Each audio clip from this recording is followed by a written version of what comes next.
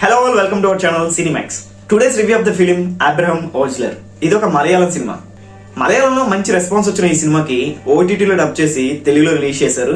Trailer చూసిన ప్రతి ఒక్కరికి అర్థమై ఉంటుంది, it is a crime investigation thriller అని. కాకపోతే మూవీలో వచ్చే ప్రొసీడింగ్స్ కానీ అండ్ ఓవరాల్ గా మూవీ కానీ ఎలా ఉంది అని తెలుసుకోవాలనుకుంటే మాత్రం ఈ వీడియోని స్కిప్ చేయకుండా ఎండ్ వరకు చూడండి. స్టోరీ లైన్ చూస్తే ఒక హాస్పిటల్లో సీరియల్ గా కిల్లింగ్ జరుగుతూ ఉంటాయి. అయితే ఇవి చేస్తుంది ఎవరు, అసలు అతని మోటివ్ ఏంటి అనేది మూవీ మెయిన్ స్టోరీ.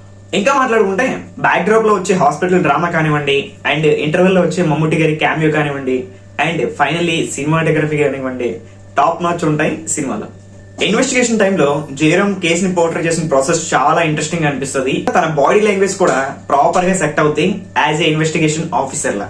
సినిమా అంతా క్లవర్ గా ఉన్నా అక్కడక్కడ మనకి రొటీన్ టెంప్లెట్ లా అనిపిస్తుంది, అక్కడే కొంచెం డిసప్పాయింట్ అవుతాం.